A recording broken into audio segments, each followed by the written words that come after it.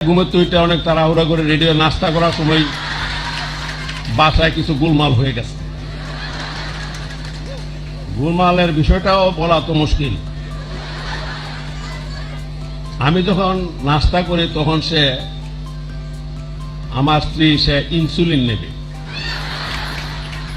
অর্থাৎ সিস্টার আসছে ইনসুলিন দেওয়ার জন্য। তা আমি ভাই সিস্টারকে বললাম যে ইনসুলিনের দাম কত। ওরে বলল যে একটা ইনসুলিন দিয়ে 2 দিন চলে, দাম হইল 900 টাকা।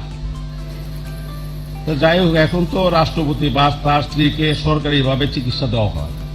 আমি যখন আমার এই পথ থাকতো না, আমি যখন চলে যাব তখন তাহলে এই রোজ 450 টাকার ইনসুলিন, আরো তো অনেক ওষুধ বিষুধ আছে, দেখা যায় যে হিসাব করলে প্রায় 1000 টাকা রোজ ওই ওষুধের আর ইনসুলিন।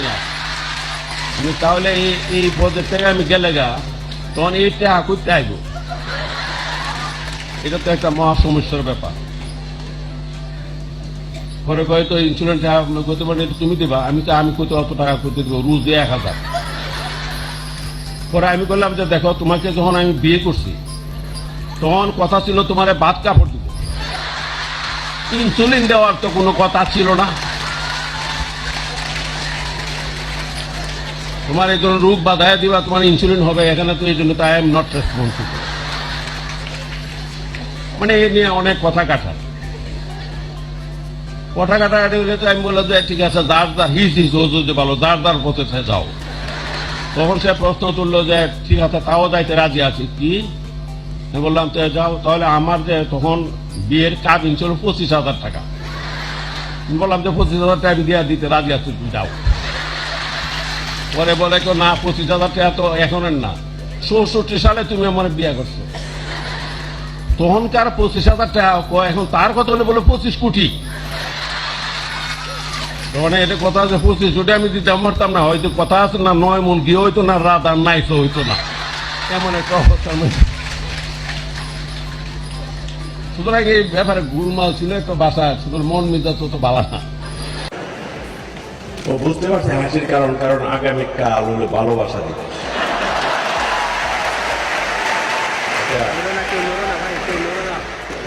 এবং আমি শুনছি যে 2-3 দিন যাবৎ ফুলের দাম বেড়ে গেছে। আগামীকাল তো আরো অসম্ভব দাম বেড়ে যাবে। তবে আমাদের কোনো সময় ক্ষতি হবে না, ক্ষতিটা তোমাদেরই হবে, কারণ আমাদের ভালোবাসার দিন পুরাই গেছে। তবে তোমরা তো ভালোবাসা করো, আপত্তি নাই, তো হুঁশবিশ করে করো, সাবধানে করতে হবে। মানে আমরা তো সেই এগুলি শুনতে ভালো লাগতো, যেমন সখী ভালোবাসা কারিগর। এরপরে আবার আছে ভালোবাসা মনে ভিখারি করেছে, এসব গান। আরো আছে যেমন আশা ছিল, ভালোবাসা ছিল, আশা নাই, ভালোবাসা নাই। এসব গান ভালোবাসা দিবসে অনেকেই মনে মনে আওড়ায় থাকে। তবে যাই হোক, আমার মনে হয় ভালোবাসা নিয়ে এখানে তো আমার চেয়ে পণ্ডিত ব্যক্তি আছে, একে আজাদ চৌধুরী সাহেব আছেন, প্রফেসর মান্নান সাহেব আছেন। ওনারা ইউনিভার্সিটির চ্যান্সেলর হিসাবে ছিলেন, টিচার হিসাবে ছিলেন। কারণ ভালোবাসার স্থানটা বেশি ভালো সুবিধাজনক ইউনিভার্সিটি। কারণ আমি ইউনিভার্সিটিতে চান্সই পড়তে পারি নাই, সুতরাং ভালোবাসাবাসীর সুযোগ করতে পারি নাই। কলেজে লেখাপড়া করছে, ওখানে সুযোগ সুবিধা খুব কম ছিল। সুতরাং ভালোবাসার উপরে কিছু থিসিস লেখা টাকা, এগুলি আপনাদের দরকার। এগুলি লেখলে আমার মনে হয় এই ছেলেমেয়েরা একটু উপকৃত হবে। ভালোবাসা ভালো, কিন্তু ভালোবাসার নামে অভিনয় করা ভালো না, প্রতারণা করাও ভালো না। এই ব্যাপারে সাবধান থাকা উচিত। ভালোবাসা তো অনেক বড় জিনিস। এমন অনেক সময় এই ধরনের কথা যে বিশ্বপ্রেমী সারা পৃথিবীকে ভালোবাসা, এই ভালোবাসা তো ভালোবাসা। যাই আগামীকাল ছেলেমেয়েরা তোমাদের খুব ভালো দিনটা কাটুক, সেটাই আমি কামনা করি। আর অনেকে মনে করে যে রাষ্ট্রপতিতে আমি না জানি কত আরামের সুখে শান্তিতে আছি। আসলে আমার রাষ্ট্রপতি হওয়ার পরে আমার 12টা জীবনের 12টা বাজছে, কারণ আর আমার কোনো ধরনের স্বাধীনতাই নাই। কারণ কথা বলতে হয়, মাইক খাইতে হয়, মানে ডাক্তার সাহেব পরীক্ষা করে দেয়। পয়লা দিন যখন রাষ্ট্রপতি, পরের দিনই মানে হাজির অনেক লোক, ডাক্তারও আইসা পড়ছে নিচে সব। আমার ওয়াইফরে বললাম যে একটা ডিম আমলেট করে দাও তাড়াতাড়ি। ডিম আমলেট করছে যে একজনের যে আমার দিব না, আমার ওয়াইফের হাত থেকে ডিম লয়ে গেছি গা নিচে। নিচে আবার ডাক্তারে বেশি না 1/3 খাইছে। এখন বলেন একটা ডিমের মামলেট, এটার থেকে 1/3 খাইয়া লাইলে এটা কি খায়? আমি তো এটা এক ডিমের থেকে আবার এটা খাইলো কি এটা ডাক্তাররা টেস্ট করে দিছে, মানে এই টেস্টের খাবার সকল খাবারে কোনো ডাক্তার সাহেব আগে ভাবটা এমন যে ডাক্তার সাহেব খাইবো, খাইলে যদি উনি না মরে তাহলে আমার দিব, তা আমার মরবার লেগে দিত না। অর্থাৎ এখানে মনে হয় খায়া যাতে না মরি, মরণের স্বাধীনতা এখানে নাই, এ ধরনের একটা অবস্থার মধ্যে আছে। রাত্রে ঘুমাইলে এটা আরেক আজব ব্যাপার, দরজা কিন্তু লক করে ঘুমানো যাবে না, দরজা খোলানো লাগবে। কারণ এই ঘুমের মধ্যে কোন সময় কি হয়ে যায় ঠিক নাই, এই জন্য এটা খোলা যে কোনো সময় যাতে ঢুকে পড়তে পারে। এই অবস্থার মধ্যে আছে, দুজন কি সুখে আছি। আসলে কিন্তু আমার বক্তব্য লেখি নিয়ে আসছি, লেখার বাইরে দেওয়া আমার জন্য খুব কঠিন। কারণ কথা বলতে তো মুখে কত কত আয় পড়তে পারে, বালা কথা, মন্দ কথা, খারাপ কথা, আ কথা, কুকথা, অনেক রকমের কথা আছে, কথার কোনো শেষ নাই, যে কথা বলে শেষ করা যাবে না।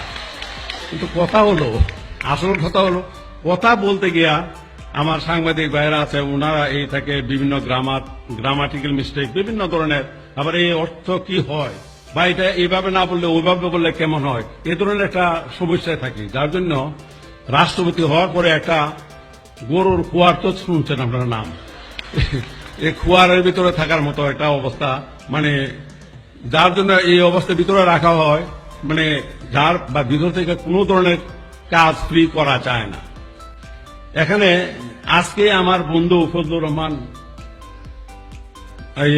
মানে ফারুক, সে আমার ছাত্র জীবনে যখন নাকি আমরা এই 60-এর দশকে রাজনীতি করছি, ছাত্রলীগ করতাম, তখন আমরা একসঙ্গে কাঁধে কাঁধ মিলে স্লোগান দিচ্ছে, কত কি করেছি।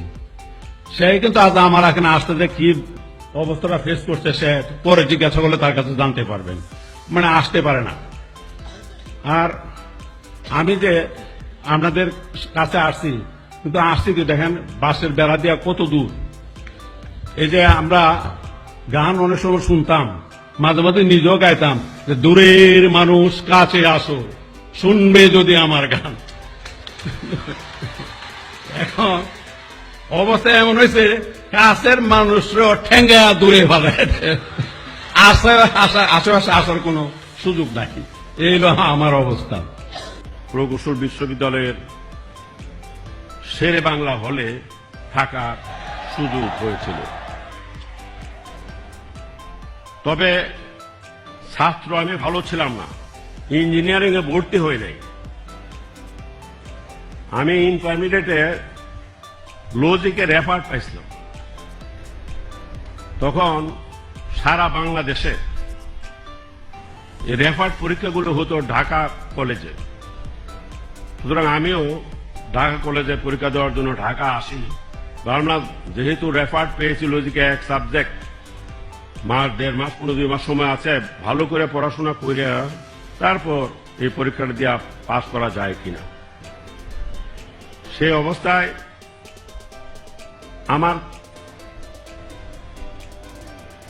স্ত্রীর ছোট ভাই, স্ত্রীর ছোট ভাইকে কি বলা হয় এটা আমি বলতে চাই না, কারণ তাহলে অনেকে আহত হবে। অবশ্য আজকাল আর আহত হওয়ার কারণ নাই, তবে মাস 1.5 মাস থাকার পরে তখনকার ইঞ্জিনিয়ারিং ইউনিভার্সিটির প্রায় ছাত্রই মোটামুটি জানা ফেলছে আমি একজনের দুলাভাই লাগি, যার জন্য আমাকে দুলাভাই ডাকতো, আর আমি পাইকারি দরেই তাদেরকে ওইটা বললাম না কি ডাকতাম।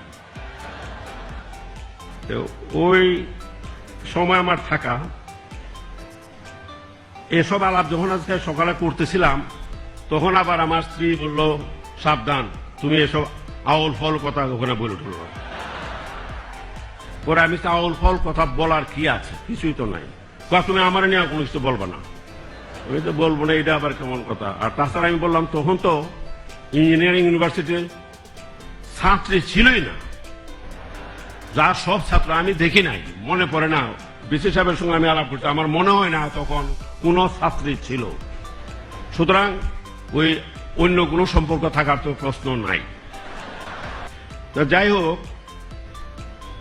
আমি তো আবার লেখার বাইরে কিছু বলতে গেলেই বেতাল, কোন কথার মধ্যে কোন কথা বলে ফেলি। তবু আমি বলছি যে আসলে এই দেশের যে ডেভেলপমেন্টের কথা যদি বলা হয়, তাহলে কিন্তু ইঞ্জিনিয়ারদের সবচেয়ে বেশি অবদান রাখা প্রয়োজন। কারণ যেসব ডেভেলপমেন্ট, যে বিল্ডিং হোক, রাস্তা হোক, এই রাস্তা হলে দেখা যায় একদিকটা করে যাচ্ছে, শেষ হইতে হইতে আরেক দিকটা নষ্ট হয়ে যায়।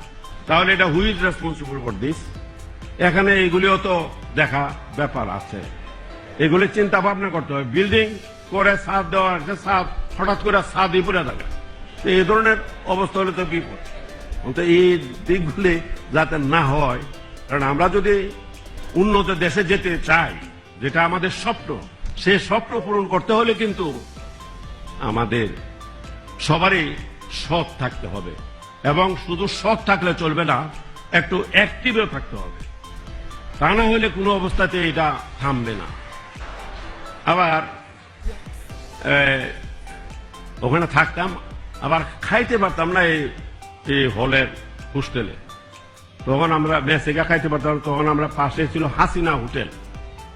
এই হাসিনা হোটেলে দুপুরে খাইতাম, এই 5 আনার থেকে 6 আনা ওই লেখাট ঘুরে দিত, মাত্র 5 আনার 6 আনা। আবার একটু হাইটটা যদি সামনে মেডিকেল হোস্টেলের সামনে ছিল পপুলার, সেখানে 4 আনা খাইলেই ফ্যাট পড়তো। এটা অনেক দিন আগের কথা। তবে এখানে এই তখনকার ছাত্রদের সঙ্গে একটা ভালো হৃদ্যতা ছিল, এই 1.5 মাসের সম্পর্ক অনেক মধুর ছিল। আর আজকে আমি এই ইউনিভার্সিটিতে আইসা মেডেল দিলাম 5টা, গোল্ড মেডেল। এই 5টার মধ্যে 2টাই মেয়েরা নিয়ে গেছে। ওদের এরা অনেক আগে গেছে। ভিসি সাহেব দা বললো যে প্রায় তারা নট লেস দেন 30% মেয়েরা এখানে আছে। সেটা তো একটা, এটাও তো একটা বিরাট উমের এম্পাওয়ারমেন্টের তো বিরাট একটা নজির তো এখানেই আছে, যেটা আমরা কোনোদিন তখন চিন্তাও করতে পারি নাই। যাই হোক, আমি এই 1964 সাল, আর এটা হলো 2019 সাল, বছর অনেক গড়িয়ে গেছে এই সময়। কারণ আমি রাষ্ট্রপতি 6 বছর হয়ে গেছে। যদি আমি দ্বিতীয়বারের মতো না হইতাম, তাহলে এই ইঞ্জিনিয়ারিং ইউনিভার্সিটি আসার সুযোগ বা সৌভাগ্য আমার হতোই না। কারণ 5 বছরের মধ্যে আমার আসার কোনো সুযোগ হয় নাই। তো যাই হোক, অন্তত একবার যা এই আপনাদের বিশ্ববিদ্যালয়ে আসতে পারছি এবং আপনারা যা আনছেন, এই জন্য আমি আপনাদের কাছে আন্তরিকভাবে কৃতজ্ঞতা জানাচ্ছি, ধন্যবাদ জানাচ্ছি। এবং আমি চাই এটাই,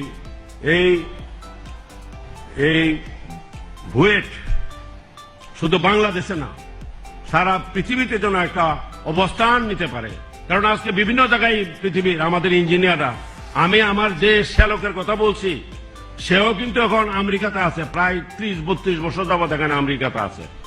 কিন্তু আবার এইটাও কিন্তু একটা কথা, মেধা সব নিজের স্বার্থের জন্য, নিজে ভালো প্রতিষ্ঠিত হওয়ার জন্য, ভালো চলার জন্য, ভালো স্বপ্ন দেখার জন্য, ভালো পরিবারের ভবিষ্যৎ সব মানে ভালো চিন্তা করার জন্য যদি সবাই যদি দেশ চলে যান, তাহলে দেশ আমরা কোথায় থাকবে?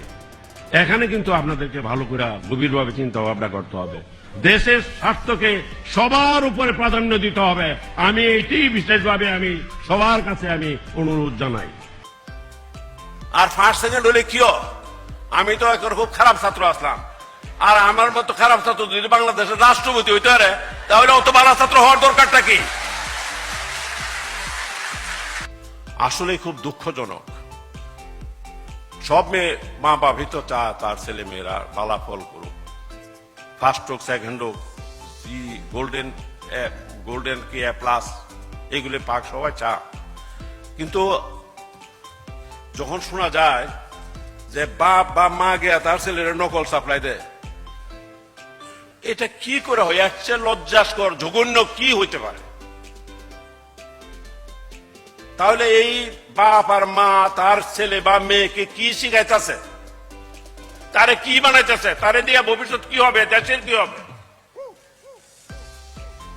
পাশাপাশি যে শিক্ষকরা শিখাইবো ছেলে মেয়েদেরকে, তারা নিজেরা যদি ছেলে মেয়েদেরকে তার ছেলে ভালো রেজাল্ট করছে, তার মার্কেট বালা করার জন্য, প্রাইভেট মার্কেট বালা করার জন্য সে যদি প্রশ্ন করে দেয় যে এই প্রশ্ন আইতেছে লেখো, তাহলে রেজাল্ট ভালো হবে, তার মার্কেট বেশি বেশি প্রাইভেট ছাত্র পাইব, এইসব চিন্তা ভাবনা থেকে তারা এগুলি করতেছে। তাহলে তারা এই দেশ জাতিকে কি দিচ্ছে? অনেক কথা কইলে তো খারাপ কথা, কিন্তু এই আসল দেশের জাতির স্বার্থে তাদেরকে তো মানে কি, they should go to firing squad. এটা তো খুব খারাপ হতো, কিন্তু ফায়ারিং স্কোয়াডে দেওয়া উচিত। আমরা তো লেখাপড়া করছি, আমরা বাপ মা তো খবর রাখছি, স্কুলে গেছি, এমনকি মাসখানেক পরে খবর রয়েছে ঠিক মতো জানি, আর ওখানে মানে ছেলে মেয়ের পিছনে ফাঁসা পিছনে লাগিয়ে থাকে, এটা লাগিয়ে থাকেন ভালো কথা, কোনো অসুবিধা নাই, কিন্তু এই আকামটা করেন কেন? তারে ভালো জিনিস শিখান, এটা তো খুব দুঃখজনক। এরা তো একেবারে প্রাইমারি লেভেল বাচ্চা, একেবারে বাচ্চা, এরা মুভের মতো, যেভাবে আপনি বানাবেন সেভাবে আপনি বানাইতে পারেন। ঠিক এই অবস্থা তো সঠিকভাবে ইয়া করবেন। আর আমার মনে হয় এই যে নকল, এখানে মাননীয় প্রাথমিক শিক্ষা মন্ত্রণালয় আছে, এরপরে মাধ্যমিক উচ্চ মাধ্যমিক শিক্ষা মন্ত্রণালয় মিনিস্টার সাহেবরা তো একজন আলাপ সালাপ করে। আমার মনে হয় এই যে এখন কি ওই যে টিক মার্ক দিয়া দেয় হ্যাঁ না উত্তর, ইট শুড বি স্টপড। এবং এখানে এমন সিস্টেম করা দরকার যে প্রশ্ন আগে জানাই দেবো যে এই প্রশ্ন আইব, এরপর তুমি লেহ। নকল এরা কি প্রশ্ন আউট করবো, আমরা নিজেরাই আপনারা মিনিস্ট্রি থেকে বলে দেন এই হলো প্রশ্ন। এইভাবে আপনি 20টা 25টা প্রশ্ন করেন, সমস্ত কোর্স সিলেবাস যা আছে সবগুলি মিলে 20টা 25টা সেট প্রশ্ন তৈরি করা, সব প্রশ্ন ওয়েবসাইটে দিয়ে দেন, এর ভিতর থেকে প্রশ্ন আইব। 25টা প্রশ্ন, যদি একটা সিলেবাসের মধ্যে যদি 25টা প্রশ্ন থাকে কভারিং দি এন্টায়ার সিলেবাস, তাহলে এটা যদি জানাই তো এই 25টা থেকে কোনটাই বইটি করতে পারত না। তাহলে এই 25টা প্রশ্নের উত্তর যদি কোনো ছেলে মেয়ে শিখতে পারে, তাহলে তো হ্যাঁ পাস করাই দরকার। এটা নকল করবে, করো নকল, কিন্তু 25টা প্রশ্ন সবটাই তোমাকে পড়তে হবে। ঠিক এই সিস্টেমে যদি হয়, তাহলে প্রশ্ন ফাঁসের ব্যাপার নিয়ে আমাদের কোনো দুশ্চিন্তা, মাথা খারাপ বা মাথা গরম থাকবে না। আমার মনে হয় এই ধরনের সিস্টেম করা দরকার, যে হ্যাঁ 25টা প্রশ্ন এই দিলাম, এর ভিতরে কোনটাই বলতে পারতাম না। ঠিক প্রশ্ন হলে যাওয়ার 5 মিনিট আগে বলা হবে এই সেট দিয়া দাও, যে সেট দেওয়ার কথা বলে এটা সারা বাংলাদেশে এইভাবে দিয়ে দিল। ঠিক এই সিস্টেমে যদি করি, তাহলে প্রশ্ন 25টা আগে আউট করে দিলাম, জবাব নহল করতে থাও, কোনো অসুবিধা নাই। This should be the system. নকল টকল এগুলি বন্ধ নিয়ে এত চিন্তা ভাবনা করে এই সিস্টেম যদি করা হয়, তাহলে আমরা ওভারকাম করতে পারি। তবে কথা হলো শুধু এইটা না, আমার কথা হলো বাপ মা শিক্ষক তারা কিভাবে নকল দেওয়ার চিন্তা করতে পারে, এটা তোমার মাথার মধ্যে আয় না। এইগুলি নিয়ে আমাদের চিন্তা ভাবনা করতে হবে। এরপরে তো 71 সালে তো আমাদের ল পরীক্ষা ফাইনাল দেওয়ার কথা ছিল, কিন্তু 70-এ নির্বাচন করলাম, 71-এ তো যুদ্ধ করলাম। দেশ স্বাধীন হওয়ার পরে যারা ওই 71-এ পরীক্ষা দিতে পারে না, তাদেরকে কন্ডেন্স করছে 2টা সাবজেক্ট, 4টা সাবজেক্ট পরীক্ষা হলো। সারা বাংলাদেশের এলএলবির ফাইনাল পরীক্ষা হইলো জগন্নাথ কলেজে, যেটা এখন জগন্নাথ বিশ্ববিদ্যালয়। এখানে আমিও উপস্থিত হয়েছি। আমি দেখলাম যে যারা পরীক্ষা দিছে, আমি ছাড়া আর কেউ ফেল নাই, আমি একমাত্র ফেল করছিলাম। সুতরাং আমি মনে হয় যে এই মাঝে মাঝে ভাবি যে এই যে রাষ্ট্রপতি হয়েছি, অন্য দেশের কথা তো বলাই যাবে না, বাংলাদেশের যে অবস্থা, এর মধ্যে আমার মনে হয় যে আমি এক ব্যাপার কিন্তু সকল রাষ্ট্রপতির মধ্যে আমি ফার্স্ট।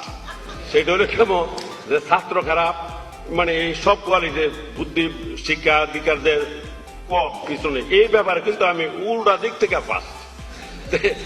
এটা মানে বাস্তব কথা। বেশি জমাজমি থাকলে যেটা হয়, মামলা জমা থাকতো, তখন তিনি যখন যাইতে, আমিও মাঝে মাঝে চেষ্টা করতাম যে যাইতে, 2-4 বার আমি যাওয়ার সুযোগ হয়েছে। গিয়া দেখতাম যে কিশোরগঞ্জ মহকুমা ছিল, আবার এখানে মুন্সেফ কোর্ট ছিল, আবার মাঝে মাঝে জজ কোর্ট বা ময়মনসিংহেও যাইতো। দু একবার ময়মনসিংহ যাওয়ারও সুযোগ হয়েছে। যেখানে গেছি সেখানে তো ওনার ধরা বাঁধা উকিল ছিল, তাদের এখানে যাইতো চেম্বারে। আমি গেলে অবশ্য উকিল সাহেবরা আমার একটু মিষ্টি মুষ্টি খাওয়াইছে, এটাও ঠিক। যার জন্য আমার পিতাকে দেখছি ওনাদেরকে টাকা দিতে। এবং আমি যখন মেট্রিক পাস করে কলেজে ভর্তি হইলাম, তো ছাত্রদের ঢুকে করতে কলেজে বিপি হইলাম, দিয়েছিলাম, কিন্তু পরীক্ষা খালি ফেল। যার জন্য আমার পিতার একটা ইচ্ছা ছিল যে আমি যেন উকিল হই, এবং আমাকে প্রেশার দিয়ে তুই বিএ পাস কর তাড়াতাড়ি, এইগুলি না হলে আমি বললাম যে আমার কিশোর শহরে বাসা কেনার জন্য বাসা কিনা দিব বিএ পাস করার পরে। বাসা কিনা দিয়ে দেয় না। আমার মনে হয় আমি দেখলাম যে আমার পিতা যে উকিল সাহেবদেরকে টাকা দিছে, আমার পিতার মধ্যে মনে মনে ধারণা ছিল যে এইভাবে আমার ছেলে যদি একটা উকিল হয় তাহলে তো এই ধরনের ক্লায়েন্টরা এসে আমার ছেলেরও তো টাকা দিব, এই ধরনের ধারণা থেকেই উনি আমাকে উকিল হওয়ার জন্য একটা ইয়ে ছিল। যাই হোক, বাসা উনি জেদ ছিল যে আমাকে বিয়া করা লেছে আগে, কিন্তু বাসা কিনা দিল না। বলছে যে তোমাকে, তো 59 সালে বিয়ে পাশ করছি, করার পরে এই পাশ করার ওই দিনে মান্থ একটা কিছু মধ্যে বাসা আমার কিনা দিত আমার বাপ। কিন্তু আমার মনে হয় যে এই দিকটা লাস্ট তো মানে উকালতি করার সময় আমার চেয়ে বেশি আইন জানা আমার সহকর্মী যারা ছিল, সিনিয়ররা তো কোনো কথাই নাই, তারা বেশি জানতো শুনতো বেশি, এটা ঠিকই। আর হাইকোর্টে আমার প্র্যাকটিসের বেশি নেই, কারণ আমি প্রথম শুরু করছি মহকুমা আদালত, মুন্সেফ ছিল আর ম্যাজিস্ট্রেট কোর্ট যেটা ছিল এগুলি। এরপর এটা হইলো জজ, জেলা হওয়ার পরে জজ কোর্ট। সেখানে করতে করতে আমরা আসলাম, যখন নাকি ডেপুটি স্পিকার হইলাম 2000 সালে আবার হাইকোর্টের সনদ দিলাম, কিন্তু প্র্যাকটিস করার কোনো সুযোগ পাই না, কারণ একটা লাভজনক পদে থাকার জন্য আর প্র্যাকটিস করতে পারি না।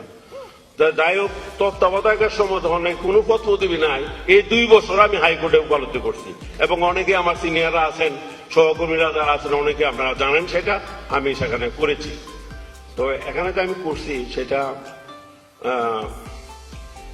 আমি বলতে চাই যে এই যে রাষ্ট্রপতি যারা বাংলাদেশে হয়েছে, আমি বলতে কত নম্বর জানি না, যারা হয়েছে লেখাপড়ার যে, যেমন আপনারা যারা জুডিশিয়াল সার্ভিসের বিচারপতি হয়েছেন বা আজকে মানে চিফ জাস্টিস, সবাই কিন্তু এটা পরীক্ষা দেওয়া যারা ভালো রেজাল্ট করছেন তারাই কিন্তু এই জায়গাতে আসছে। ঠিক তেমনি যারা পেশার ভিতরে তারা খুব ভালো আইন কানুন জানে, তারাই কিন্তু উপরে উঠতে পারছে। কিন্তু আমি সব ব্যাপারে নিচে জানি, কিন্তু একটা ব্যাপারে মনে হয় আমি ভালোই ছিলাম, সেটা যখন ছাত্র জীবনে যত ইলেকশন করছি, ইলেকশন দাঁড়ালে খালি ভোট দিলাম। ঠিক মানে এমপি ইলেকশনে বহুত করলাম, সেখানে দাঁড়ালে ভোট দেয়। এমনকি বুঝলাম যে সাধারণ পাবলিক না হয় কমই বুঝে, কিন্তু আইনজীবী যে সেখানেও আমি কিন্তু জেলা বারের মধ্যে আমি 1005 বার, এমনকি একবার আনকনটেস্টে পর্যন্ত প্রেসিডেন্ট হয়েছি। বক্তব্য শেষ করে ফেলছিলাম, কিন্তু আমাদের আজকের অনুষ্ঠানের সম্মানিত বিশেষ অতিথি প্রফেসর আব্দুল মান্নান, উনি এখানে ঘোষণা দিয়েছেন যে আমি দ্বিতীয়বারের মতো রাষ্ট্রপতি নির্বাচিত হয়েছি।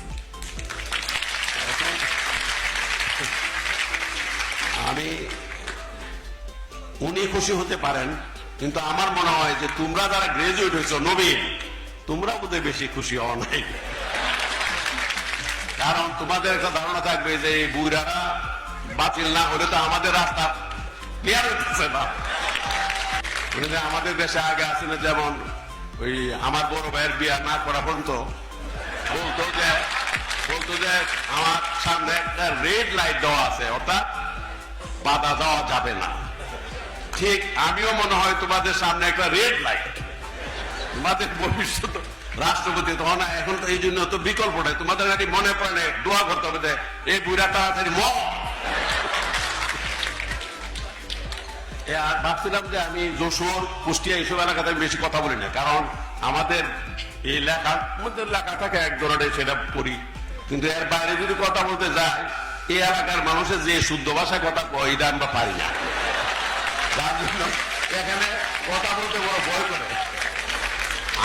আমার অভিজ্ঞতা আছে, কারণ আমি এই কাছে কুষ্টিয়া জেলে ছিলাম 4 মাস 8 দিন। তখন আমি এটা আমরা জেলখানায় বলি যে আমাদের কাজ টাজ করে দেয়, পানি টেনে কাপড় চোপড় ধুয়ে দেয়, ডিভিশন প্রয়োজন এই জন্য তাদেরকে আমরা বলতাম যে ফালতু বলতাম। ফালতু জন আসছে তারে আমি হঠাৎ একদিন, বেশ অনেকদিন যাবত কাজ করে, হঠাৎ একদিন জিজ্ঞাসা করলাম, এই তোমার ছেলে মেয়ে কয়টা? তার উত্তরে সে বললো, আমার না স্যার 2 খুক আর 1টা খুকি আছে। পরে দেখা যাচ্ছে সে ভালো মতো নাম অনেক করে না, কিন্তু এমন সুন্দরভাবে কথাবার্তা বলে যে এখানে এদের সঙ্গে বাংলা ভাষা এইভাবে বলতে গিয়ে বড় বিপদের মধ্যে পড়ে যায়, যে সে আমার চেয়ে অনেক জ্ঞানী পণ্ডিত ব্যক্তি, এই ধরনের অবস্থা। সুতরাং এখানে কিছু বলার ইচ্ছে নেই, তবু মান্নান সাহেব যেহেতু বলে ফেলছে এই জন্য কথাটা বললাম আর কি। যাই হোক, কথা বলে এই যে মান্নান সাহেব এটা অবশ্য বুঝতে পারে না, এই যে মানে আমার জন্য আরেকটা মানে ইমপ্রিজনমেন্টের একটা এক্সটেনশন হয়ে গেছে, 5 years মোর এক্সটেনশন। তো 5 years এটা বলা যাবে না, কারণ রাষ্ট্রপতির মেয়াদটা আগামী 24 তারিখের থেকে শুরু হবে, নতুনটা 24 এপ্রিল, 5 বছরের জন্য। কিন্তু 5 বছরের জন্য এর মধ্যে তো আরো অনেক ঘটনা কিছু ঘটতে পারে, যে 5 বছর আরো পরের মেয়াদে করে যাবো, এই সুযোগ তো নাও হতে পারে। সুতরাং এই তোমরা যারা ছাত্রছাত্রীরা আছে, তোমাদের হতাশ হওয়ার কোনো কারণ নাই, কারণ এর আগে যদি ওই উপরের থেকে ডাকায় পড়ে তাহলে তো রাস্তা আমি ক্লিয়ার, কোনো প্রবলেম নাই। এরপরে 73-এ নির্বাচন করলাম, 79-তে নির্বাচন করলাম, 86-তে করলাম, এবং 73-এ যখন নির্বাচন তোর সরকার ছিলাম থাকলেও মানে তো এতই অবস্থা যায় কোনো পাত্তা পাইতাম না। তবে একটা জিনিস করছিলাম, তখন আমি এমপি সাহেবরা যখন যারা গাড়ি নিয়ে যা তাদেরকে গাড়ি সহ ড্রাইভার সহ ঢুকতে দেয়। আমার তো গাড়ি নেই, আমি রিক্সা নিয়ে গেছি, তখন থাকতাম এমএন হোস্টেলে, রিক্সা নিয়ে গেছি পরে এটা আটকায় দেয় আর কি। এটা পুরান সংসদ ভবন, যেটা বর্তমানে মাননীয় প্রধানমন্ত্রী অফিস। তখন আমি বললাম যে ওই এমপি সাহেব সে যদি তার গাড়ি এবং ড্রাইভার নিয়ে যেতে পারে, তা আমার রিক্সা এবং ড্রাইভার নিয়ে কেন পারবো না? এটা নিয়ে একটা বিতর্ক সৃষ্টি হাও কাও লাগা হয়েছে। শেষ পর্যন্ত আমি আর রিক্সা নিয়ে ঢুকতে পারি না, হাইটেই গেছি। পরে আমি গিয়েই সেখানে একটা অধিকার ক্ষুণ্ণের একটা নোটিশ দিয়ে, নোটিশ দেওয়ার পরে তো এটা মানে ছিল, চিফ ইউজ ছিল তখন শাহ মুয়াজ্জেম, উনি বললো যে তোমার এটা তুলো, যেদিন আইসা করবো নোটিশ এই দিনই করছে তুলো। আমি তুলবো কেন, আমার তো রিক্সা দিচ্ছে না, তাহলে রিক্সা দেওয়ার পারমিশন দিয়ে দেন, তাহলে তো আমি তুলে ফেলবো। এটা কি করে সম্ভব হয়? আমি তুলি না। পরে আবার সে গেছে বোধ বঙ্গবন্ধুর কাছে গিয়া বলছে আমি তুলে না। পরে আমার খবর দিচ্ছে দেওয়ার জন্য, খবর দিয়ে তোমাকে দেখে দিতে। তখন আমি ভাবলাম যেটা মিথ্যাও হইতে পারে। তো সেকেন্ড টাইম যখন আবার আইসে, তখন হুইপ ছিল রাফি আক্তার দলি, সে আয়সা বললো যে না হামিদ ভাই ঠিকই খবর দিতে জানান। গেছি বলতে বঙ্গবন্ধুর লগে বললাম যে এই ব্যাপার আমি তুলবো না, এটা তো আমার রিক্সা আটকালো কেন? হ্যাঁ, রিক্সা তো নিয়ে আমরা নিয়ম করছি যে রিক্সা ঢুকবে না, তো এটা কেমন আসবে? পরে আমি বললাম যে আমি এখানে কি করবো, তো উনি এমপিরা গাড়ি নিয়ে, আমার তো গাড়ি নাই, আমি কেমন আসবো? পরে তুই যা এখন তুলবে। আমি বললাম যে এটা তুলবো, আমার এটা ব্যবস্থা একটা না হলে আমি তুলবো না। পরে আমার খাঁচায় চুলের মধ্যে 2টা দিছে, একটা কিল গিয়া দিছে, কয়বার যা তুল গিয়া পরে কথা হবে। পরে গিয়া তো তুললাম। তোলার পরে হয়েছে কি, পরের দিন আমার কালকে আসতে পরে আমার টেলিফোন করে পাঠাইছে, তেজগাঁও একটা ট্রান্সপোর্টের ডিপো ছিল, এখানে পাঠাই দিছে। আমি যে কোনো গাড়ি পুরান টান থাকলে এটা অপশন দিয়া তার একটা দিয়ে দাও। তো গেছি পরে তো গাড়ি ভালো নাই। পরে আমার আপনি দেখেন বিভিন্ন জায়গায় গাড়িটাকে করে যদি ভালো পান একটা বললে আমরা এটা ব্যবস্থা করব। পরে পাইলাম একটা আর্মির উইলি জিপ, এটা ভৈরব পাইলাম। পরে এটার অনেক কোন রকমে ঠিকঠাক করে এটা আনলাম, আনার পরে এটার 5,000 টাকা দাম ধরে এটা আমার দিয়ে দিল।